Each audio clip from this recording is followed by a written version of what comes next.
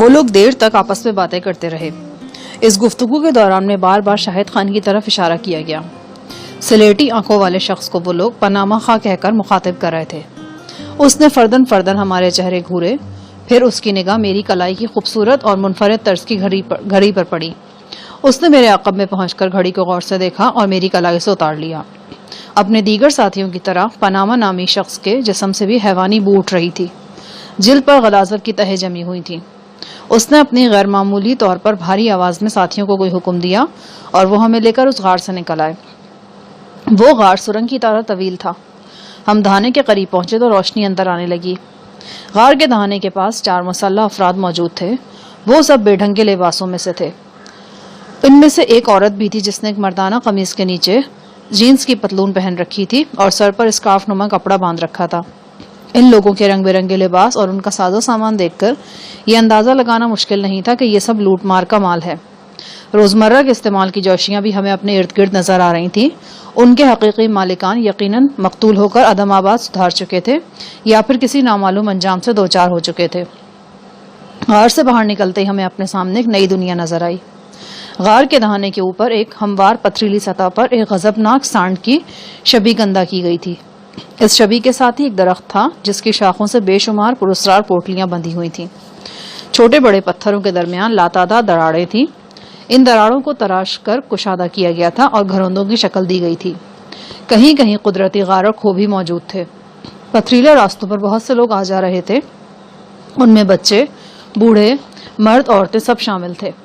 بہت سی عورتوں کے ماتھے پر سفید رنگ کی 1 یا 2 دھاریاں نظر آ رہی تھیں۔ چند قدم چلنے کے بعد ہم نسبتاً بلند اور کشادہ جگہ پر آ گئے۔ یہاں پہنچ کر میں اس وادی کی ایک جھلک دیکھنے میں کامیاب ہوا جہاں ہم موجود تھے۔ مجھے اپنے سامنے اور بائیں جانب بلند و بالا پہاڑ نظر آ رہے تھے۔ پہاڑ کیا تھے؟ پتھر کی عمودی دیواریں تھیں جو آسمان کو چھوتی ہوئی محسوس ہوتی تھیں۔ ان دیواروں کے عقب میں کسی پہاڑ کی برفانی چوٹی اپنی جھلک دکھا رہی تھی۔ قرب و جوار کو دیکھنے سے میں اندازہ ہوتا تھا کہ ہم 10-12 ہزار فٹ سے کم بلندی پر نہیں ہیں۔ غار سے نکلنے کے بعد ہم تینوں کے راستے جدا ہو گئے۔ شاہد خان کو تو پاس ہی واقع درختوں کے ایک جھنڈ میں داخل کر دیا گیا۔ صفدر کو قطار اندر قطار گھروندوں کی طرف لے جایا گیا جو ایک پہاڑ کے دامن میں واقع تھے۔ مجھے 2 مسلح افراد نے اپنے نرغے میں لے لیا اور ایک یک بستہ جھرنے کی گزرگاہ کے ساتھ چلاتے ہوئے بلندی کی طرف لے جانے لگے۔ راستے میں موجود لوگ بڑی دلچسپی سے مجھے دیکھ رہے تھے، تاہم ان کے انداز سے یہ بات ظاہر تھی کہ ایسے مناظر ان کے لیے عجوبہ نہیں ہیں۔ مسلح افراد کے ہاتھوں میں 2 عدد خوفناک رائفلوں کا نظارہ بھی ان کے لیے انوکھا نہیں تھا، اور نہ ہی یہ بات انوکھی تھی کہ میں کسی مزاحمت یا احتجاج کے بغیر خاموشی سے رائفل برداروں کے ساتھ چلا جا رہا ہوں۔ راستے میں 1-2 جگہ مجھے مکانات بھی نظر آئے۔ یہ پتھروں سے بنے ہوئے نیم پختہ کوٹھے تھے۔ چھتیں کچی تھیں اور ایک خاص بات یہ تھی کہ ان ساری چھتوں پر بے تحاشا گھاس پھوس اگا ہوا تھا۔ کسی چھت پر مجھے مکئی کے پودے بھی نظر آئے۔ میں نے نوٹ کیا کہ ایسے سارے مکانات گھنے درختوں کے نیچے واقع ہیں اور یہ کوئی اتفاق نہیں تھا۔ اس بات کا خصوصی اہتمام کیا گیا تھا کہ مکانات گھنے درختوں کے نیچے ہوں۔ میرے ساتھ آنے والے افراد میں سے ایک کے ہاتھ میں چمڑے کا ایک بہت وزنی تھیلا تھا۔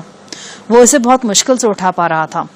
یوں لگتا تھا جیسے اس میں کوئی تربوز ہو، لیکن تربوز اتنا وزنی نہیں ہو سکتا۔ 2-3 فرلانگ دور مجھے پتھروں سے بنے ہوئے ایک مکان میں پہنچا دیا گیا۔ یہ مکان 3-4 کمروں اور ایک برآمدے پر مشتمل تھا۔ برآمدے سے آگے ایک وسیع احاطہ کھلا تھا۔ یہاں میں نے 3-4 درختوں کے تنے دیکھے۔ ان تنوں سے چھلکا اتار دیا گیا تھا اور اب انہیں افقی رخ سے کاٹنے کی کوشش کی جا رہی تھی۔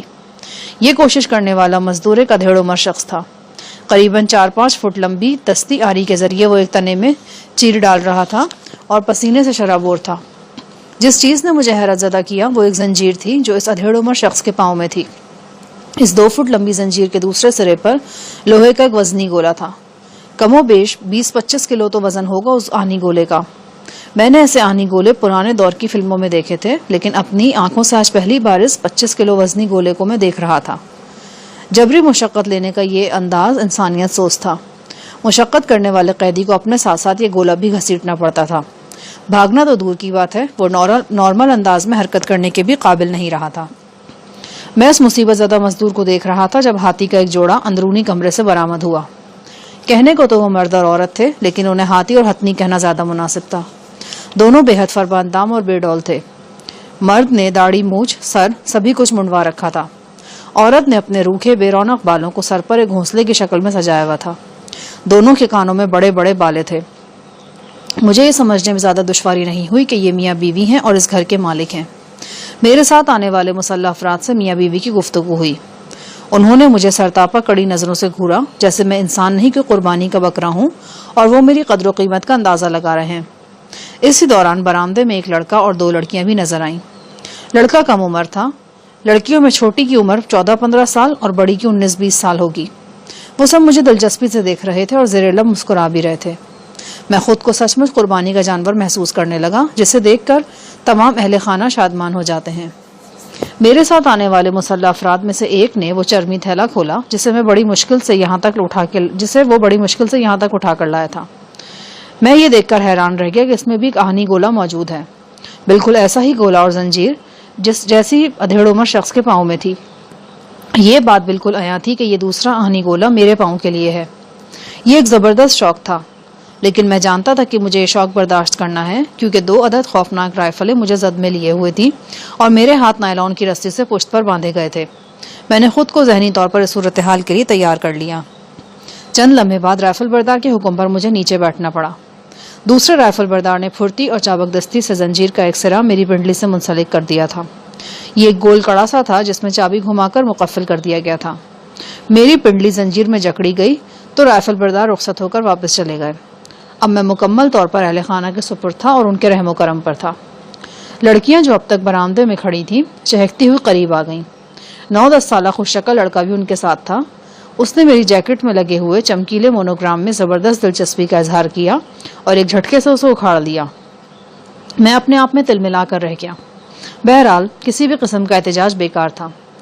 ہاتھی نما شخص نے میرے بال مٹھی میں جکڑ کر میرا چہرہ اپنی طرف پھیرا اور اپنی منحوس زبان میں کوئی تبصرہ کیا اور پھر میری کمر پر ایک لات رسید کی.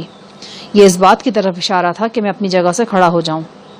کمر پر لات کھانا مجھے سخت ہتک آمیز محسوس ہوا لیکن چونکہ میں نے خود کو ذہنی طور پر تیار کر رکھا تھا لہٰذا یہ لات ہضم کر گیا. اس کے علاوہ میں اور بھی بہت کچھ ہضم کرنے کو تیار ہو گیا. 13-14 گھنٹے میں کیسا انقلاب آ گیا تھا. استاد جہانی جو جرم و سزا کی دنیا کا ایک جانا پہچانا نام تھا ننگے سر و ننگے پاؤں ننگے فرش پر بیٹھا تھا اور عہد قدیم کے کسی بد نصیب غلام کی طرح پابا زنجیر تھا. خطرات کی دھار پر چلنے والوں کے ساتھ ایسی انہونیاں ہوتی رہتی ہیں لیکن یہ سب کچھ اتنی جلدی ہو رہا تھا کہ ذہن چکرا کر رہ گیا تھا. کمر پر دوسری لات کھانے سے پہلے ہی میں اٹھ کھڑا ہوا. اہل خانہ تاؤ دلانے والی نظروں سے مجھے دیکھ رہے تھے. لڑکیوں سمیت وہ سب میلے کچیلے تھے اور ان کے جسموں سے ایک ناگوار بو اٹھ رہی تھی. معلوم نہیں یہ بو کیوں ان لوگوں کے وجود کا حصہ بنی ہوئی تھی. ہاتھی نما شخص نے مجھے اپنے ساتھ چلنے کا اشارہ کیا. میں نے قدم اٹھایا. قدم منو بھاری ہونا ایک محاورہ ہے لیکن میرے لیے محاورہ حقیقت بن گیا تھا. 25-30 کلو وزنی گولے کو پتھریلی زمین پر اپنے ساتھ گھسیٹنا آسان کام نہیں تھا لیکن مجھے یہ کام کرنا تھا لہٰذا کسی نہ کسی طور کر گزرا. مذائقہ خیز انداز میں چلتے ہوئے ہر قدم پر جی چاہا کہ ہاتھی پر جھپٹ پڑوں اور کچھ نہیں تو دانتوں سے اس کا نرخرا ہی ادھیڑ ڈالوں. 20-25 گز دور احاطے کے گوشے میں 2 چھوٹے چھوٹے گھروندے بنے ہوئے تھے. پیمائش بمشکل 8 بائی 8 فٹ ہوگی.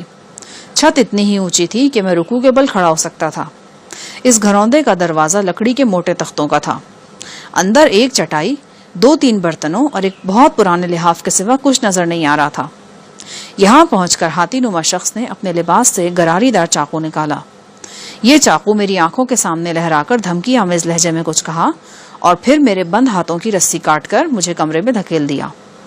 دروازہ بند ہوا تو میرے ارد گرد گہری تاریکی پھیل گئی. کمرے میں کوئی روشن دان یا کھڑکی نہیں تھی. میں اندازے سے ٹٹول کر چٹائی پر بیٹھ گیا. کئی گھنٹے بندے رہنے کے سبب میرے ہاتھ سن ہو رہے تھے اور کلائیوں پر رسی کے گہرے نشانات ثابت ہو گئے تھے. میں اپنی کلائیوں کو سہلاتا رہا اور سوچتا رہا کہ اب کیا پیش آنے والا ہے. اگلے روز صبح سویرے مجھے ناشتہ دیا گیا. اس ناشتے کو دیکھ کر میں حیران ہوا. مرغی کے 2 کچے انڈے، گائے کا کچا دودھ اور ڈبل روٹی کے چند ٹکڑے. یہ کچی ڈبل روٹی اسی سامان کا حصہ تھی جو کل صبح سویرے ان لوگوں نے ہم سے چھینا تھا. بھوک بہت چمکی ہوئی تھی. میں نے 2 منٹ میں ناشتہ صاف کر دیا. جو ہی میں ناشتے سے فارغ ہوا ایک شخص میری کوٹری میں آ دھمکا. مخمنی سا یہ شخص اس گھر میں گھریلو ملازم اور چوکیدار کے ملے جلے فرائض انجام دیتا تھا. اس نے مجھے کوٹری سے نکالا اور اس احاطے میں پہنچا دیا جہاں کل شام والا دھیڑ عمر شخص موجود تھا اور کام شروع کرنے کی تیاری کر رہا تھا۔ آج اس کے پاس ایک کے بجائے 2 دستی والی آری تھی۔ اس آری کو 2 افراد مل کر چلاتے ہیں۔ میں سمجھ گیا کہ آج مجھے اس شخص کے ساتھ مل کر کام کرنا ہوگا۔ یہ اندازہ درست نکلا۔ مخمنی شخص نے دھمکی آمیز اشاروں کے نائب کے ذریعے مجھے میرا تمام کام سمجھا دیا اور واپس چلا گیا۔ میں نے اپنے ساتھی قیدی کو غور سے دیکھا۔ وہ کوئی بلتستانی تھا۔ ناکافی خوراک اور سخت مشقت کے سبب اس کی آنکھیں حلقوں میں دھسی ہوئی تھیں۔ پاؤں سے منسلک وزنی گولا کھینچ کھینچ کر اس کی پنڈلی پر زخم آ گیا تھا اور وہاں مکھیاں بھن بھنا رہی تھیں۔ وہ بار بار ہاتھ سے ان مکھیوں کو اڑانے پر مجبور ہو جاتا تھا۔ ایسے ہی پرانے زخم کا نشان اس کی دوسری پنڈلی پر تھا۔ یقیناً یہ شخص ایک طویل عرصے سے یہاں موجود تھا۔ میں نے آہستگی سے کہا، تم اردو جانتے ہو؟ وہ خاموشی سے میری طرف دیکھتا رہا۔ اس کی آنکھوں میں خوف و ہراس کے محیب سائے تھے۔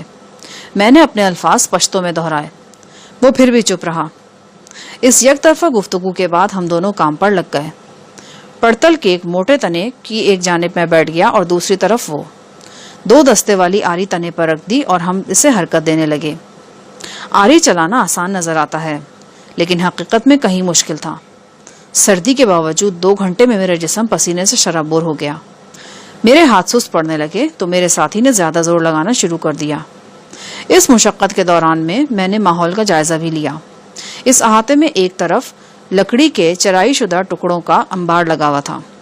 ممکن تھا کہ یہ سارے تختے اسی بلتستانی نے چیرے ہوں، اور یہ بھی ممکن تھا کہ اس بیگار میں اس کے ساتھ کچھ اور بدنصیب بھی شریک ہوں۔ یہ گھر اس بستی کا ایک اہم فرد کا تھا۔ اہل خانہ میں ہاتھی اور ہتنی کے علاوہ ان کے 3 بچے شامل تھے۔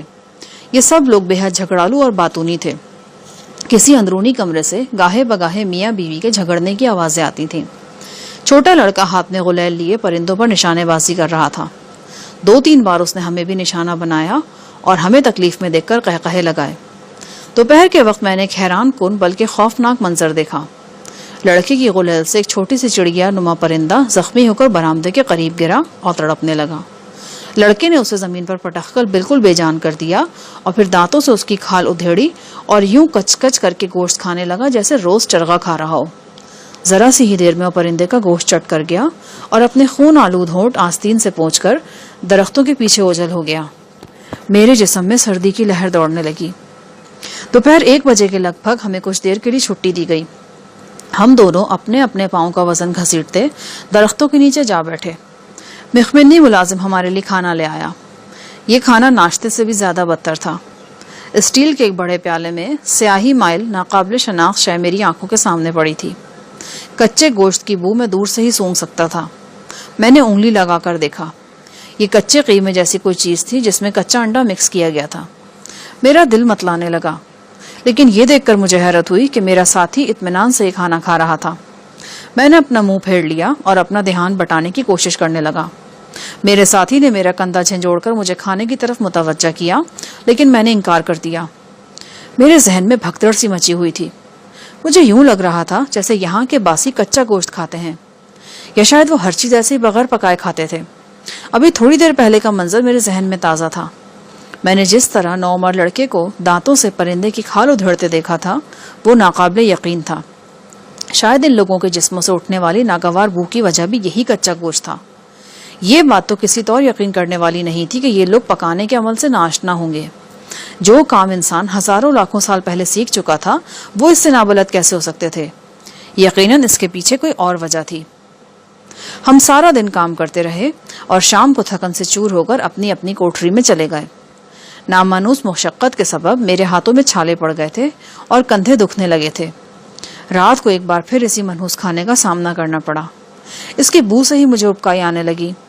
تاہم یہ غنیمت تھا کہ اب اس سیاہی مائل قیمے یا ملیدے کے ساتھ تھوڑا سا فروٹ بھی تھا۔ یہ خوبانی جیسے پھل کے 3-4 دانے تھے۔ میں نے ایک دانہ پانی سے دھو کر منہ میں ڈالا۔ اس کا ذائقہ خوبانی سے کمتر تھا لیکن بھوک کے سبب اچھا لگا۔ میں نے صرف پھل کھانے پر اکتفا کیا اور بوسیدہ چٹائی پر لیٹ کر اس حیرت کدہ وادی پر غور فرمانے لگا۔ میرا دل یہ گواہی دے رہا تھا کہ ہم انہی لوگوں میں آ پھنسے ہیں جو پچھلے کچھ عرصے سے اس علاقے میں لوٹ مار کی کارروائیوں میں مصروف ہیں۔ یہ کون لوگ تھے؟ ان کی بنیاد کیا تھی؟ اور جس وادی میں یہ رہ رہے تھے یہ کس سمت میں اور کہاں واقع تھی؟ میرے ذہن میں ایسے بہت سے سوال اٹھ رہے تھے. اپنے آخری کیمپ سے اس وادی تک کے درمیانی راستے میں میری آنکھیں بند رہی تھیں. میں جو اندازے لگاتا رہا تھا ان سے یہی نتیجہ نکلتا تھا کہ یہ جگہ موزینو پاس سے شمال کی جانب واقع ہے. میری معلومات کے مطابق یہ بالکل غیر آباد اور دشوار گزار پہاڑ تھے. یہاں کئی ایسی پرپیچ وادیاں تھیں جہاں شاید روز ازل سے کسی انسان کے قدم نہیں پڑے تھے. یقیناً یہ کوئی ایسی ہی الگ تھلگ اور عدم پتہ وادی تھی. فلک بوز برفانی پہاڑوں میں گھری ہوئی اور موزینو پاس کو جانے والے ٹریک سے بہت دور. مجھے رہ رہ کر زنی گل کا خیال آ رہا تھا. اس کے بارے میں ابھی تک کچھ پتہ نہیں چلا تھا. اس کی گردن پر چوٹ لگی تھی اور یہ چوٹ معمولی نہیں ہوتی. صفدر کی طرف سے بھی مجھے سخت تشویش تھی.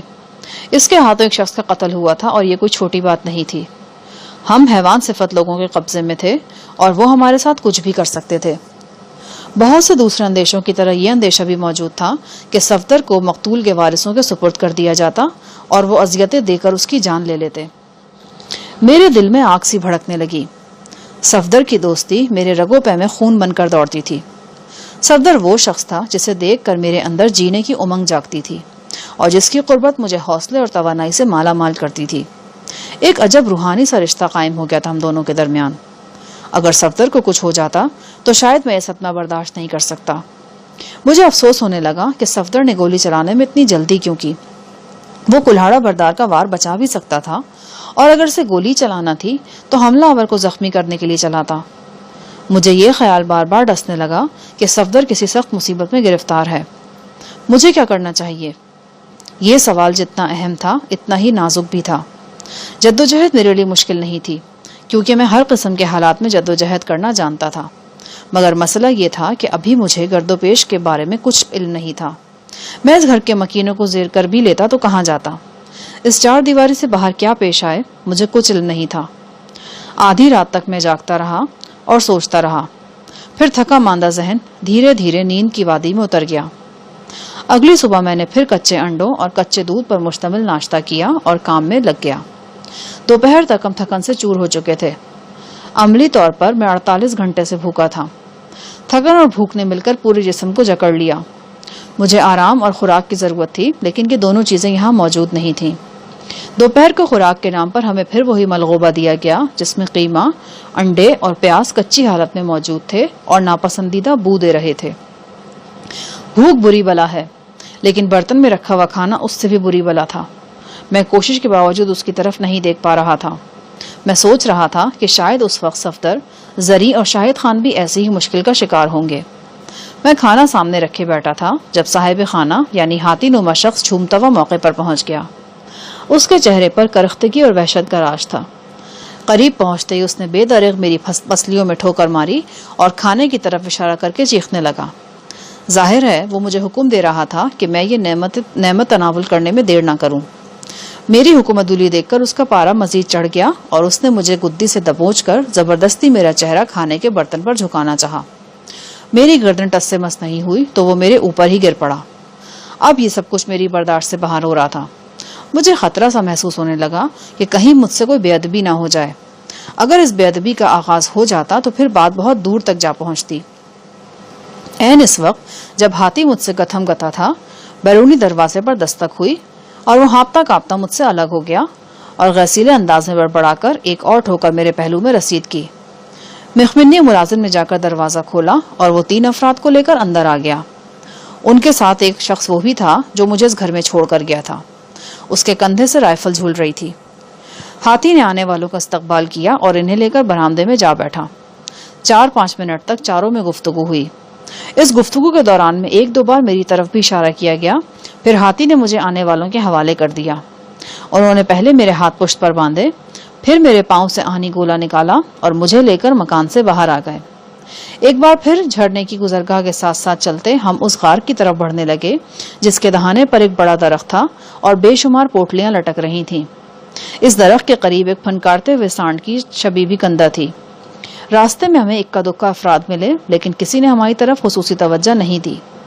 ہم غار کے سامنے سے سیدھے نکلتے چلے گئے اور پھر ایک کھونما گھروندے میں داخل ہو گئے. یہ کھو میری توقع سے زیادہ وسیع تھی. یہ اندر سے کشادہ ہوتی جا رہی تھی اور اس میں شاخ در شاخ اور بھی راستے پھوٹ رہے تھے. یہ سب راستے صاف ستھرے تھے اور انہیں مختلف قسم کے لیمپس اور لالٹینوں وغیرہ کے ذریعے روشن کیا گیا تھا۔ ان راستوں میں مجھے اکا دکا مرد و زن بھی چلتے پھرتے نظر آئے۔ یہ سب مقامی لوگ تھے۔ انہیں ان کے کانوں کی بڑی بڑی بالیوں اور میلے کچالے چہروں کے سبب دور سے ہی پہچانا جا سکتا تھا۔ 40-50 قدم چلنے کے بعد میں نے خود کو ایک چوبی دروازے کے سامنے پایا۔ دروازے پر اندر کی طرف مخملی پردہ جھول رہا تھا۔ ایک خطرناک صورت والا مسلح شخص یہاں چوکیدار کے فرائض انجام دے رہا تھا۔ مجھے یہاں لانے والے افراد میں ایک نے مقامی زبان میں بلند آواز میں کچھ کہا۔ دروازے کی دوسری جانب سے فوراً جواب آیا۔ میں یہ آواز سن کر چونک گیا۔ یہ شاہد خان کی آواز تھی۔ مسلح افراد میں سے ایک نے میرے ہاتھ کھول دیے اور مجھے دروازے کے اندر جانے کا اشارہ کیا۔ دروازے میں اندر داخل ہوتے ہی مجھے خوشبوؤں کی لپیٹوں نے گھیر لیا۔ اندر کا منظر دیکھ کر میں حیران رہ گیا۔ دبیس قالین پر گاؤ تکیہ لگا تھا اور شاہد خان شراب کے نشے میں دھت نیند دراز تھا۔ اس کے قریبی بوتل اور گلاس وغیرہ رکھے ہوئے تھے۔ کمرے میں 3 لڑکیاں بھی موجود تھیں۔ وہ تینوں اریاں لباس میں تھیں۔ ان میں سے ایک نے تو یہ نیم اریاں لباس بھی ابھی ابھی زیبتن کیا تھا کیونکہ لباس کے بٹن وغیرہ بند نہیں تھے۔ یہ تینوں لڑکیاں مقامی نہیں تھیں۔ ان میں سے ایک انگریز اور 2 جاپانی نظر آتی تھیں۔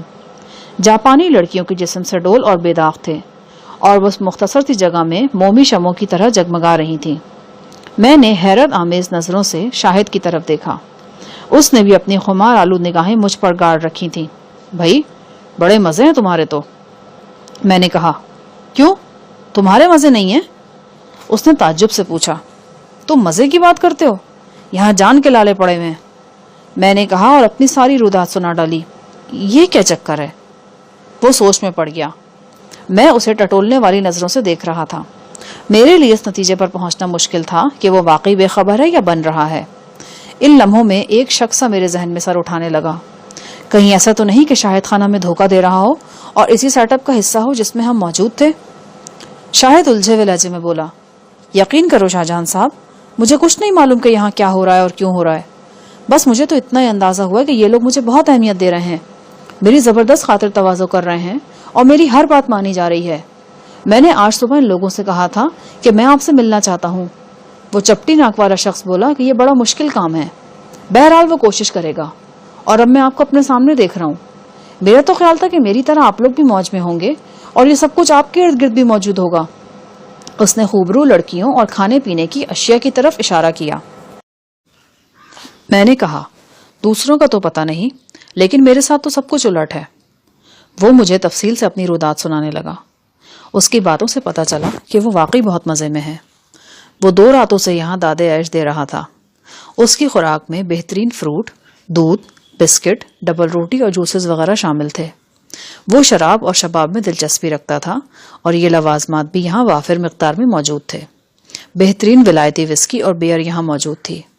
اس نشے کو 2 آتشا کرنے کے لیے لڑکیاں بھی موجود تھیں جو پرسوں رات سے اس کے بستر پر لوٹے لگا رہی تھیں۔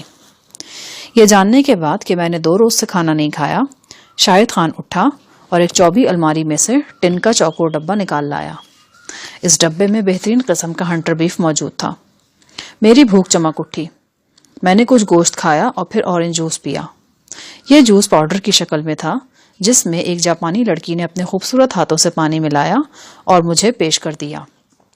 جوس پینے کے ساتھ ساتھ میں نے 8-10 کوکونٹ بسکٹ بھی کھائے اور میرے پیٹ میں کچھ رونق ہو گئی۔ بھوک کی شدت کم ہوئی تو دماغ بھی بہتر طور پر کام کرنے لگا۔ میں نے شاہد سے پوچھا کہ اسے زری گل کی صحت کے بارے میں کچھ پتا ہے۔ اس نے کہا، میں نے اپنے پہرہ دار سے پوچھا تھا، اس نے بتایا تھا کہ اب وہ ٹھیک ہے۔ شاہد خان، تم یہاں کے حالات کے بارے میں ہم سے زیادہ جانتے ہو اور ان لوگوں کی زبان بھی کسی نہ کسی حد تک سمجھ لیتے ہو۔ تمہارا کیا اندازہ ہے؟ کیا یہ وہی لوگ ہیں جن کے بارے میں تم تحقیق کرتے پھر رہے تھے؟ 100% مجھے یقین ہے کہ میں اپنے مقصد میں کامیاب رہا ہوں۔ شاہد خان نے دبے دبے جوش سے جواب دیا۔ تمہارے پر یقین ہونے کا مطلب یہ ہے کہ ہم شدید ترین خطرات میں گھرے ہوئے ہیں۔ یہ لوگ ہمارے ساتھ کچھ بھی کر گزریں گے۔ کیا تم نے اندازہ لگایا کہ ہم کس مقام پر ہیں؟ وہ بولا، میں نے 4-5 ماہ پہلے سلسلے میں تھوڑی بہت ریسرچ کی تھی۔ ایک بہت پرانا انگریز کو پہما مسٹر ہڈسن نائٹ تھا۔ اس نے علاقوں میں سفر کیا تھا اور 1898 کے لگ بھگ ایک کتاب بھی لکھی تھی۔ اس کا کہنا تھا کہ نانگا پربت کے چاروں طرف قراقرم رینج میں ایسی دشوار گزار وادیاں موجود ہیں کہ جہاں کبھی کوئی ٹریکر یا ہائیکر نہیں پہنچا۔ یہ چھوٹی چھوٹی لاتعداد وادیاں بیرونی دنیا سے کٹی ہوئی ہیں. عین ممکن ہے کہ ان وادیوں میں کچھ لوگ بھی آباد ہوں جو اپنی ضروریات مقامی طور پر پورے کرتے ہوں اور شاذ و نادر ہی ان کا رابطہ باہر کے لوگوں سے ہوتا ہو. تمہارا خیال ہے کہ ہم اس وقت ایسی کسی وادی میں موجود ہیں؟ بالکل. میں اس نتیجے پر پہنچا ہوں کہ یہ لوگ ایک قبیلے کی شکل میں یہاں رہ رہے ہیں. ان کا اپنا ایک رہن سہن ہے. جو زبان یہ لوگ بولتے ہیں اس میں بلتستانی زبان شنا کے بہت سے الفاظ پائے جاتے ہیں. یہی وجہ ہے کہ میں کوشش کر کے ان کی بات سمجھ لیتا ہوں. کیا تمہیں معلوم ہے کہ یہ لوگ کچا گوشت کھاتے ہیں؟ میں نے ڈرامائی لہجے میں کہا. کیا مطلب؟ میں نے شاہد خان کو بتایا کہ کس طرح میں نے ایک لڑکے کو نیم جان چڑیا دانتوں سے بھنبوڑتے ہوئے دیکھا ہے اور کس طرح پچھلے 2 روز سے مجھے کچا قیمہ اور انڈے وغیرہ کھانے پر مجبور کیا جا رہا ہے. شاہد خان کے ہونٹ تشویشناک انداز میں سکڑ گئے. اس نے کہا, میرے ساتھ تو ایسا کوئی واقعہ نہیں ہوا. میں ہنٹر بیف, بسکٹ اور ڈبل روٹی کھا رہا ہوں, بلکہ ڈبل روٹی تو وہی ہے جو ہم لوگ ساتھ لائے تھے. بہرحال کوئی گڑبڑ ہے ضرور. یہ لڑکیاں تم دیکھ رہے ہو نا, خوبصورت اور نرم گرم ہیں, لیکن ان میں سے کسی کو چوم کر دیکھو. اس نے اشارے سے ایک جاپانی لڑکی کو اپنے قریب بلایا. میں نے چومنے کی ضرورت ہی محسوس نہیں کی, کیونکہ لڑکی کے قریب آتے ہی وہی مخصوص بو میرے نتنوں سے ٹکرانے لگی تھی جو یہاں کے ہر باسی کے جسم سے پھوٹتی ہوئی محسوس ہوتی تھی.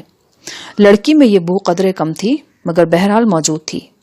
یہ نتیجہ اخذ کیا جا سکتا تھا کہ یہ بو اسی کچے گوشت کے سبب ہے جو یہ لوگ کھاتے ہیں, جیسا کہ بعد میں اندازہ ہوا کہ یہ بو صرف ہم ہی کو محسوس ہو رہی تھی کیونکہ ہم اس بو سے مانوس نہیں تھے. شاہد خان نے ولایتی شراب کا ایک بڑا سا گھونٹ لیا اور بولا, ان لڑکیوں سے کچھ پوچھنا فضول ہے کیونکہ یہ ایک لفظ بول کر نہیں دیتی. پرسوں رات ان سے بہت سر کھپائے میں نے. اب میں ان سے صرف وہی کام لے رہا ہوں جس کے لیے انہیں یہاں بھیجا گیا ہے. یہ کہہ کر اس نے ایک لڑکی کو بغل میں داب لیا. مجھے شاہد خان کی تفریح زیادہ اچھی نہیں لگی. ہم نہایت تشویشناک صورتحال کا شکار تھے اور وہ رنگ رلیوں میں مصروف تھا. تم نے کیا اندازہ لگایا ہے یہ لوگ ہم سے کیا کروانے کا ارادہ رکھتے ہیں؟ ابھی کچھ بھی واضح نہیں ہے. بہرحال ایک بات طے ہے, یہ لوگ ہمیں آسانی سے نہیں چھوڑیں گے. اس نے ایک سیب پر دانت آزماتے ہوئے کہا. یعنی ان کی کوشش ہوگی کہ ہم ہمیشہ کے لیے یہیں قیام فرما ہو جائیں؟ بالکل. تاہم مجھے آپ کے دوست صفدر کی طرف سے تشویش لاحق ہے. اس کے ہاتھوں ایک شخص کا قتل ہوا ہے. اس کے علاوہ گرفتاری سے پہلے اس نے سخت مزاحمت بھی کی تھی. شاید آپ کو معلوم نہ ہو, ایک شخص کا جبڑا توڑ ڈالا ہے اس نے. ایک اور بندہ بھی زخمی ہوا ہے. تم نے صفدر کو لڑتے دیکھا تھا؟ نہیں, اس وقت میری آنکھوں پر بھی پٹی باندھی جا چکی تھی. جبڑا ٹوٹنے والی بات مجھے یہاں آ کر معلوم ہوئی ہے. صفدر اب کہاں ہے؟ اس کے بارے میں بھی اتنا ہی جانتا ہوں جتنا آپ جانتے ہیں, اس نے نشیلے لہجے میں کہا. یہ بات تم یقین سے کہہ رہے ہو؟ 100% یقین سے. وہ مسلسل پی رہا تھا اور نشے سے اس کی آنکھیں سرخ ہوتی جا رہی تھیں. نشے کو سنبھالنا ہر کسی کے بس کا روگ نہیں ہوتا. در حقیقت یہ اپنے اپنے ظرف کی بات ہوتی ہے. کچھ لوگ 2 گھونٹ پی کر ہی غرانے لگتے ہیں اور کچھ نشے کی انتہا کو چھونے کے باوجود مہذب اور شائستہ نظر آتے ہیں اور ان کی طبعی شرافت بھی برقرار رہتی ہے.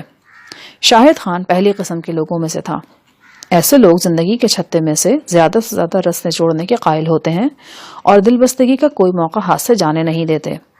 محفوظ قسم کا چانس جو انہیں ملتا ہے اس سے فائدہ اٹھانے کی کوشش کرتے ہیں. شاہد خان کے حوالے سے 10-12 دن پہلے والا واقعہ بھی ہمارے سامنے تھا. اس نے تنہائی میں سروج پر ٹھیک ٹھاک جھپٹا مارنے کی کوشش کی تھی. اب بھی شاہد خان خاصا بہک رہا تھا. شاید وہ اپنی موجودہ پریشانی کو شراب کے نشے میں غلط کرنے کی کوشش کر رہا تھا. ہاتھ لہرا کر وہ مجھ سے کہنے لگا, چھوڑو شاہ جان صاحب, باتیں تو ہوتی رہیں گی. آؤ ذرا آپ بھی تھوڑا موج میلہ کر لو. یہ جاپانی چھوکری تو بہت ہی مزیدار ہے, چوسے آم کی طرح تازہ اور رس بھری. پھر اس نے اپنی پسندیدگی کا عملی ثبوت فراہم کیا. اس کی سانسیں بے ترتیب ہو رہی تھیں اور وہ ڈگمگا رہا تھا. اس کے بازو نے آکٹوپس کے بازوؤں کی طرح حرکت کی اور لڑکی کو اپنے حصار میں لے لیا. باقی دونوں لڑکیاں سپاٹ چہروں کے ساتھ لاتعلق بیٹھی رہیں. میں نے چاہا کہ شاہد خان کو جھنجھوڑ کر ہوش کی دنیا میں واپس لاؤں, لیکن اس سے پہلے ہی 2 افراد اندر داخل ہوئے اور انہوں نے مجھے باہر چلنے کو کہا. ان میں سے ایک حسب سابق رائفل دونوں ہاتھوں میں تھامے ہوئے تھا. شاہد نے لڑکی کی طرف سے توجہ ہٹا کر اندر آنے والوں کی طرف دیکھا. ان کے ساتھ اس نے مختصر مکالمہ بھی کیا. غالباً وہ چاہتا تھا کہ مجھے ابھی تھوڑی دیر اور اس کے پاس رہنے دیا جائے, لیکن پہرے داروں نے سلسلے میں معذوری ظاہر کی اور مجھے لے کر باہر آ گئے. 15-20 منٹ کے اندر میں واپس اسی وادی میں اسی 4 دیواری میں پہنچ چکا تھا جہاں سے روانہ ہوا تھا. ایک بار پھر میرے ہاتھ کھولنے سے پہلے میرے پاؤں میں آہنی گولا ڈال دیا گیا۔ 2 ہی روز میں اس منحوس گولے کے خلاف میری نفرت عروج پر پہنچ چکی تھی۔ میں سوچتا تھا کاش اس زنجیر کی لمبائی کچھ طویل ہو اور میں گولا دونوں ہاتھوں میں اٹھا کر پہلے ہاتھی اور پھر ہتھنی کے سر پہ دے ماروں۔ گولے کو اپنے پیروں کے ساتھ گھسیٹتا ہوا میں چیڑ کے ان درختوں میں جا بیٹھا جہاں ادھیڑ عمر بلتستانی پشتینے میں شرابور بیگار میں مصروف تھا۔ میں بھی اس کے ساتھ ہی جت گیا۔ اس روز شام سے تھوڑی دیر پہلے میں نے ایک بار پھر ادھیڑ عمر شخص سے ہم کلام ہونے کی کوشش کی۔ ہاتھی اور ہتھنی ایک لڑکی کے ساتھ کہیں باہر گئے ہوئے تھے۔ گھر میں نگرانی پر صرف ملازم تھا۔ وہ دروازے کے قریب ایک پتھر سے ٹیک لگائے بیٹھا تھا اور کبھی کبھی اونگنے لگتا تھا۔ میں نے اپنے ساتھی کو مخاطب کر کے آہستگی سے کہا، میں اس بات پر یقین کرنے کو ہرگز تیار نہیں کہ تم اردو اور پشتو میں سے کسی کی سمجھ بوجھ نہیں رکھتے۔ میرا خیال ہے تم جان بوجھ کر چپ ہو۔ تمہارا خیال درست ہے، وہ آہستگی سے بولا۔ یہ بات اس نے اردو میں کہی تھی۔ میرا جی خوش ہو گیا۔ وہ ہم زبان مجھے مل گیا تھا جس کی میں اشد ضرورت محسوس کر رہا تھا۔ لیکن اس سے پہلے تم چپ کیوں رہے؟ اس نے کنکھیوں سے پہرے دار کی طرف دیکھا جو مسلسل اونگ رہا تھا، پھر بدستور دھیمے لہجے میں بولا، خاران کے ہوتے ہوئے چپ رہنا بہت ضروری ہے۔ وہ ماداروں کا ایک دوسرے سے بولنا پسند نہیں کرتا، بہت سخت سزا دیتا ہے۔ یہ ماداروں کون ہیں؟ ادھیڑ عمر شخص نے پشتو آمیز اردو میں کہا، مادار یہاں ان قیدیوں کو کہا جاتا ہے جنہیں مشقت کے لیے یہاں کے کھاتے پیتے لوگوں کے سپرد کیا جاتا ہے۔ انہیں اس بات کا بھی اختیار ہوتا ہے کہ وہ قیدیوں کو زندہ رکھیں یا مار دیں۔ میں اور تم یہاں مادار کی حیثیت سے موجود ہیں۔ اور یہ خاران کون ہے؟ خاران ہمارا مالک ہے، وہی موٹا جس نے دوپہر کے وقت تمہیں ٹھڈے مارے ہیں۔ وہ یہاں کے مندر کا رکھوالا ہے۔ مندر کا رکھوالا؟ یعنی یہ لوگ ہندو ہیں؟ نہیں، مندر تو یوں ہی میرے منہ سے نکل گیا۔ ان کی عبادت گاہ ہے، پتہ نہیں کیا نام لیتے ہیں اس کا۔ یہ وہاں پوجا پاٹ کراتا ہے۔ آج کل اس عبادت گاہ کو کشادہ کیا جا رہا ہے۔ یہ جو لکڑی کے تختے چیرے جا رہے ہیں نا، اسی کے لیے ہیں۔ میں حیرت آمیز دلچسپی سے ادھیڑ عمر شخص کی باتیں سن رہا تھا۔ میں نے اس سے پوچھا، تم یہاں کتنے عرصے سے ہو؟ 3 سال اور 2 ماہ سے۔ یہ 3 سال اور 2 ماہ جیسے اس نے انگلیوں پر گن رکھے تھے۔ تمہارا نام پوچھ سکتا ہوں؟ رحمت خان، دیا مرائی کا رہنے والا ہوں۔ یقیناً میرا اگلا سوال یہی ہوتا کہ رحمت خان یہاں کیوں کر پہنچا، لیکن میرے بولنے سے پہلے وہ بول پڑا، ایک بات پوچھوں؟ ہاں، کیوں نہیں؟ تمہارا کوئی ساتھی شاہد خان بھی ہے کیا؟ ہاں ہے۔ وہ اب کہاں ہے؟ یہیں اسی بستی میں ہے۔ در حقیقت دوپہر کو میں اسی سے مل کر آیا تھا۔ وہ تو بڑے آرام و سکون سے ہے، بہت مہمان نوازی ہو رہی ہے اس کی۔ یہ مہمان نوازی نہیں ہے۔ کیا مطلب؟ تم نے کبھی قربانی کا جانور دیکھا ہے؟ چھری پھرنے سے پہلے وہ کتنا خوش ہوتا ہے، خوب کھاتا پیتا ہے، نہ کوئی اس کو مارتا ہے نہ اس پر سواری کرتا ہے، ہر طرف اتراتا پھرتا ہے وہ۔ لیکن پھر اس کے ساتھ کیا ہوتا ہے؟ تو تم کیا کہنا چاہ رہے ہو رحمت خان؟ کیا شاہد خان پر کوئی مصیبت آنے والی ہے؟ رحمت نے میری آنکھوں میں جھانکا اور پھر سر جھکا لیا۔ ہاں، سخت مصیبت، اسے قتل کر دیا جائے گا۔ لیکن کیوں؟ میری آواز ذرا بلند ہو گئی تھی۔ رحمت خان نے آری چلاتے چلاتے چونک کر چوکیدار کی طرف دیکھا۔ وہ مسلسل اونگنے میں مصروف تھا۔ رحمت خان بولا، میرا خیال ہے کہ تم انجان بن رہے ہو۔ اپنے ساتھی کا جرم تمہیں خود بھی معلوم ہے۔ اس نے قتل کیا ہے۔ کس کو قتل کیا ہے؟ میں حیران رہ گیا۔ ایک مقامی شخص درگال کو۔ جب ان لوگوں نے تمہیں پکڑا تو تمہارے ساتھی شاہد نے پستول سے درگال پر فائر کیا اور وہ وہیں دم توڑ گیا۔ اس کی لاش تمہارے ساتھ ہی بستی پہنچی تھی۔ میں کچھ سمجھ نہیں پا رہا تھا۔ رحمت خان جس واقعے کو شاہد سے منسوب کر رہا تھا وہ تو صفدر سے تعلق رکھتا تھا۔ مقامی شخص کو صفدر نے ہلاک کیا تھا۔ میں نے اس سلسلے میں رحمت خان کے سامنے زبان کھولنا مناسب نہیں سمجھا۔ معلوم نہیں اس بات میں کیا راز تھا۔ میں نے بہتر سمجھا کہ موضوع بدل دیا جائے۔ کیا تم یہ کہنا چاہ رہے ہو کہ شاہد خان کو چند روز عیش و آرام سے رکھنے کے بعد ہلاک کر دیا جائے گا؟ ہاں، یہاں کا یہی دستور ہے۔ جس مادار کو سزائے موت دی جانے والی ہوتی ہے اسے 1 عشرے یعنی 10 روز تک خوب کھلایا پلایا جاتا ہے اور اس کی ہر خواہش پوری کی جاتی ہے۔ اس کے کانوں میں یہ بھنک بھی نہیں پڑنے دی جاتی کہ اس کے ساتھ کچھ ہونے والا ہے، بلکہ اگر اسے شک بھی ہو تو اس کا یہ شک دل سے نکال دیا جاتا ہے۔ عشرہ پورا ہونے پر اسے تکلیف دے کر مار دیا جاتا ہے۔ تمہارے ساتھی کے عشرے میں سے 3 دن گزر چکے ہیں، اب اسے صرف 6 اور 7 دن اور زندہ رہنا ہے۔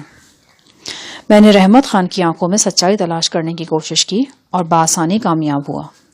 سینے میں گہری تشویش کا دھواں پھیل گیا۔ یہ بات قابل غور تھی کہ صفدر کے کیے کی سزا شاہد کو کیوں دی جا رہی ہے، اور آیا یہ واقعی صفدر کے کیے کی سزا تھی یا کوئی اور چکر تھا؟ میں رحمت خان سے بہت کچھ پوچھنا چاہتا تھا، بہت سے سوال میرے ذہن میں کلبلا رہے تھے، لیکن ایک دم ہماری گفتگو کو فل سٹاپ لگ گیا۔ ہاتھی نما شخص جس کا نام رحمت نے خاران بتایا تھا جھومتا ہوا گھر میں داخل ہوا، ساتھ ہی اس کی بیوی اور بچی بھی تھی۔ بیوی اور بچی اندرونی کمرے میں چلی گئی، جبکہ خاران وہیں برآمدے میں کھڑا رہا۔ اسی دوران میں بیرونی دروازہ پھر سے کھلا اور اس مرتبہ 3 عدد مسلح افراد دندناتے ہوئے اندر داخل ہوئے۔ یہ وہی لوگ تھے جو 3 دن پہلے مجھے لائے تھے۔ آج ان کے ساتھ ایک اور بھی قیدی تھا۔ اسے دیکھ کر میں حیران رہ گیا۔ وہ زری گل تھا، اور زری گل اس لباس میں نہیں تھا جس میں گرفتار ہوا تھا۔ اس نے جینز کی نیلی پتلون اور سرخ جرسی پہن رکھی تھی، اور یہ دونوں چیزیں اس کے ناپ کی نہیں تھیں۔ وہ اپنے گول مٹول جسم کے ساتھ ہمیشہ سے زیادہ مضحکہ خیز نظر آ رہا تھا۔ اس کے چہرے پر چوٹوں کے کئی نیلگون ابھار تھے، ہاتھ پشت پر بندھے تھے، اور ایک خود کا رائفل کی نال اس کی طرف خطرناک انداز میں اٹھی ہوئی تھی۔ میں چونکہ ایک درخت کی اوٹ میں تھا، لہٰذا زری گل مجھے نہیں دیکھ سکا۔ اس کے چہرے سے جھلاہٹ اور بے چارگی ایک ساتھ ظاہر ہو رہی تھی۔ وہ اکڑفوں جو ہر وقت زری گل کے سنگ رہا کرتی تھی بہت مدھم پڑ چکی تھی۔ مسلح افراد میں سے ایک کے پاس ویسا ہی آہنی گولا موجود تھا جیسا میرے اور رحمت خان کے پاؤں کی زینت بنا ہوا تھا۔ جب زری گل کو یہ گولا پہرایا جانے لگا تو اس نے تھوڑی سی مزاحمت کی اور غسیلی آواز میں بڑبڑایا بھی، لیکن یہ مزاحمت اور بڑبڑاہٹ جلد ہی دم توڑ گئی۔ آہنی گولے کی زنجیر زری گل کی پنڈلی سے منسلک کر دی گئی، بعد ازاں اس کے ہاتھ کھول دیے گئے اور اسے ہانکنے والے انداز میں اس کوٹری کی طرف لے جایا گیا جہاں 3 روز سے میں مقیم تھا۔ وزنی گولے کو اپنے ساتھ گھسیٹنا زری گل کے لیے دشوار ثابت ہوا۔ وہ لڑکھڑاتا ہوا بمشکل کوٹری تک پہنچ پایا۔ زری گل کو صحیح سلامت دیکھ کر مجھے جو خوشی ہوئی وہ بیان سے باہر تھی۔ دوسری خوشی یہ تھی کہ اسے میری ہی والی کوٹری میں بند کیا گیا تھا۔ اگر بدقسمتی آڑے نہ آتی اور مجھے کہیں اور نہ ٹھہرایا جاتا تو آج رات ہم اطمینان سے باتیں کر سکتے تھے۔ میرا جی چاہ رہا تھا کہ مجھے پڑ لگ جائیں اور میں اڑ کر زری کے پاس پہنچوں، لیکن ابھی ہماری تھوڑی سی بیگار باقی تھی۔ خدا خدا کر کے چھٹی ہوئی اور میں رحمت خان کو زیر لب خدا حافظ کہہ کر اپنی کوٹری کی طرف بڑھا۔ اب وزنی گولے کو اپنے ساتھ ساتھ گھسیٹ کر چلنے کی مجھے کافی مشق ہو چکی تھی۔ وسیع صحن کو 2-3 منٹ میں پار کر کے میں کوٹری میں داخل ہو گیا۔ زری گل کی آنکھیں اندھیرے میں دیکھنے کے قابل ہو چکی تھیں، لہٰذا جو ہی میں کوٹری میں داخل ہوا اس نے مجھے پہچان لیا اور اٹھ کر لپٹ گیا۔ میں نے اس کی پیٹھ تھپکی۔ وہ کانپتے ہوئے لہجے میں بولا، استاد صاحب آپ ٹھیک تو ہیں نا؟ 16 آنے۔ اور تم؟ اگر آپ 16 آنے ٹھیک ہے تو ہم 18 آنے ٹھیک ہے۔